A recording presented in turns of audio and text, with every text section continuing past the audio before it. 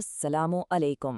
आज हम European history के एक बहुत ही अहम मौजू यानी इटली में फैशिज्म के उरूज राइज का सीएसएस के नुक्ते नज़र से एक गहरा तज्जिया करेंगे।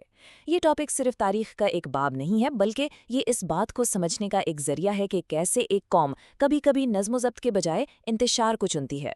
और हाँ, इम्तिहान में इस पर अक्सर सवाल क्यों पूछा जाता है, इस पर भी हम रोशनी डालेंगे। चलिए, इस डिस्कशन का आगाज एक बुनियादी सवाल से करते हैं।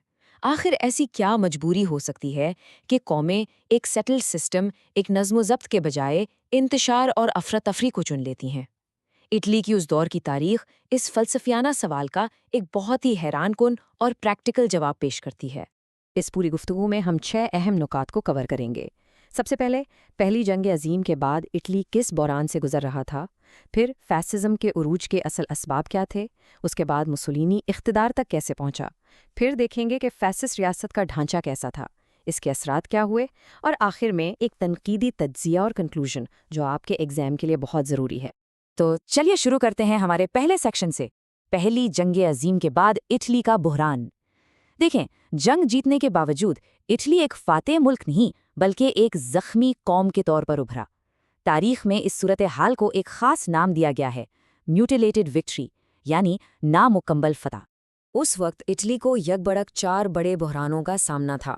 एक तरफ वर्साए मुआहदे से शदीद मायूसी थी, दूसरी तरफ मौशी तबाही, जहां बेरोजगारी और महंगाई आसमान से बातें कर रही थीं।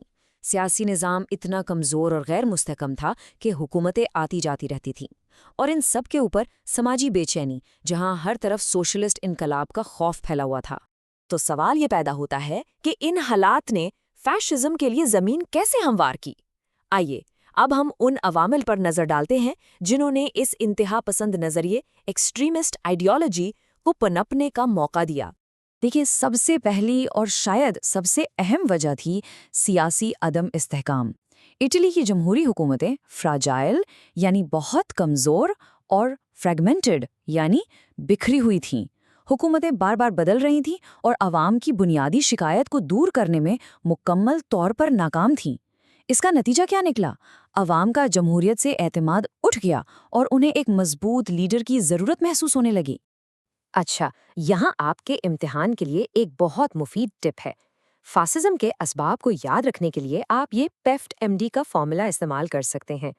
पी से पॉलिटिकल इंस्टेबिलिटी, ई से इकोनॉमिक क्राइसिस, एफ से फेयर ऑफ कम्युनिज्म, टी से ट्रीटी डिससैटिस्फैक्शन, एम से मुसोलिनी का किरदार और डी से डेमोक्रेसी की नाकामी। ये फॉर्मूला आपको पॉइंट्स याद रखने में मदद देगा। दूसरी बड़ी वजह थी माशी बहरान। जंग के बाद इटली में महंगाई ने आवाम की कमर तोड़ दी थी, सनत तबाह हो चुकी थी और ज़राअत भी शदीद मुश्किलात का शिकार थी। इन हालात ने आवाम में शदीद मायूसी, महरूमी और बेचैनी पैदा कर दी, जिसने उन्हें रेडिकल और इंतहा पसंदाना हल की तरफ धकेल दिया। तीसरी अहम वजह थी कम्युनिज्म का खौफ। रूसी इनकलाब से मुतासिर होकर इटली में भी मजदूरों और किसानों की तहरीकें जोर पकड़ रही थीं। इससे जो अमीर और मिडिल क्लास तबकात थे, उनमें सोशलिस्ट इनकलाब का खौफ फैल गया। और यहाँ मुसोलिनी ने एक बहुत शातिराना चाल चली। उसने इस खौफ का सियासी फायदा उठाया और फैशिज्म को कम्युनिज्म के खिलाफ वाहिद बुलवर्क यानी हिफाजती दीवार के तौर पर पेश किया। एक मशहूर मौर्रिख हैं एजेपी टेलर। उनका ये कॉल इस सूरत हाल पर बिल्कुल सटीक बैठता है। अमरियातें इसलिए पैदा नहीं होती कि लोग जुल्म से मोहब्बत करते हैं, बल्कि इसलिए कि वो अफरा तफरी और क्योस से डरते हैं। इटली के अवाम ने भी इस्तेहकाम के खातिर आज़ादी को कुर्बान करने का फैसला कर लिया था। और चौथी वजह, वर्साए मुआहदे से पैदा होने वाली नाइत्मीनानी। इटली को वो इलाके नहीं दिए गए जिनका उससे वादा किया गया था। इससे पूरी कौम में जिल्लत का एहसास पैदा हुआ और रिवेंजिज्म यानी इंतकाम लेने का जज्बा उरूज पर पहुंच गया। फैशिज्म ने कौमी वकार की बहाली का नारा लगाकर इस जज्बे को आग दी। अब हम देखते हैं कि बेनीतो मुसोलिनी, जो पहले एक सियासी सरगर्म कारकुन था, वो किस तरह एक अमीर बन गया। उसने इन तमाम हालात का फ़ायदा उठाते हुए इक़्तिदार पर अपनी गिरफ्त कैसे मजबूत की। ये टाइमलाइन मुसोलिनी के इक़्तिदार तक पहुंचने के अहम मराहिल स्टेजेस को दिखाती है। 1919 में उसने फैशिस्ट पार्टी बनाई। सिर्फ 2 साल बाद 1921 में उसकी पार्टी पार्लियामेंट में नशिस्तें जीत गईं।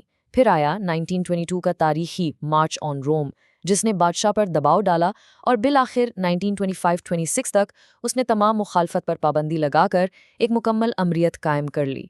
देखिए, یہ مارچ آن روم اصل میں ایک پرتشدد انقلاب نہیں تھا، یہ دراصل قوت کے استعمال کی ایک بہت کامیاب دھمکی تھی۔ جب فیشسٹ بلیک شرٹس نے روم پر مارچ کرنے کا اعلان کیا تو بادشاہ وکٹر ایمانوئل III خانہ جنگی سے ڈر گیا۔ اس نے مارشل لاء لگانے سے انکار کیا اور موسولینی کو حکومت بنانے کی دعوت دے دی۔ تو یہ اقتدار کی قانونی منتقلی تھی، لیکن شدید دباؤ کے تحت۔ اچھا، تو اب موسولینی اقتدار میں آ گیا۔ سوال یہ ہے کہ فیسسٹ ریاست عملی طور پر چلی کیسے؟ اب ہم دیکھیں گے کہ اس نظریے کو عملی جامہ کیسے پہنایا گیا۔ یا ہم CSS امتحان کے لیے ایک بہت اہم تنقیدی نقطے پر آتے ہیں، فیشزم کے وعدے اور ان کی حقیقت۔ انہوں نے معیشت میں کوپریٹ اسٹیٹ کا وعدہ کیا تھا، جہاں مالک اور مزدور مل کر کام کریں گے، لیکن حقیقت میں کیا ہوا؟ ریاست نے سب کچھ کنٹرول کر لیا۔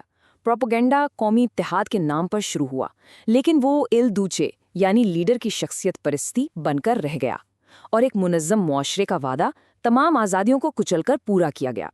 چلیے اب ہم اس فیسسٹ دور حکومت کے دور راست نتائج، فار ریچنگ کانسیکوینسز کا جائزہ لیتے ہیں۔ نہ صرف اٹلی پر بلکہ پورے یورپ پر اس کے کیا اثرات مرتب ہوئے۔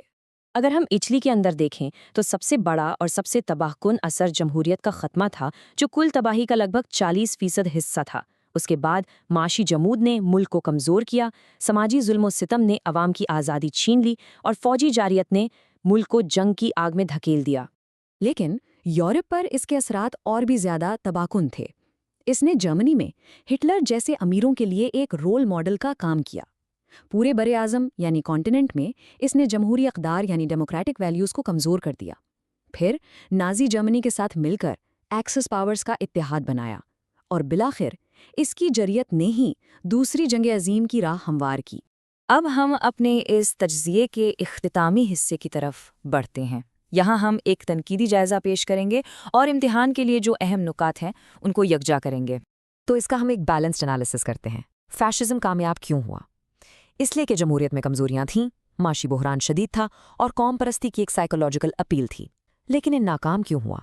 کیونکہ اس نے فرادی آزادی کو مکمل طور پر کچل دیا، اس کی معاشی پالیسیز غیر مؤثر تھیں، اور اس کی جارحیت نے ملک کو تباہ کن جنگوں میں جھونک دیا۔